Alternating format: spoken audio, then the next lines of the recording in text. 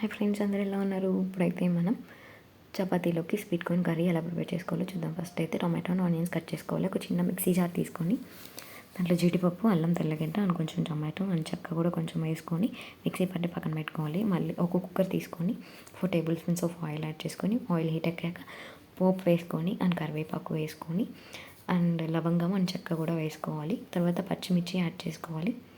తర్వాత onions add చేసుకోవాలి, మంచిగా ఫ్రై అవ్వాలి. తర్వాత టమాటో కూడా యాడ్ చేసుకొని మంచిగా డీప్ ఫ్రై చేసుకొని దాంట్లోకి ఒక tablespoons of salt add చేసుకోవాలి.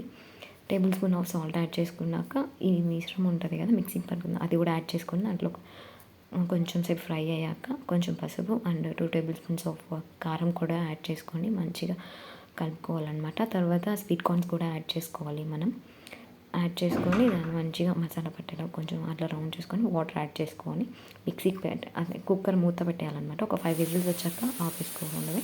విజిల్ అయిపోయాక కుక్కర్ దించేసుకొని సర్వ్ చేసేసుకోవడమే.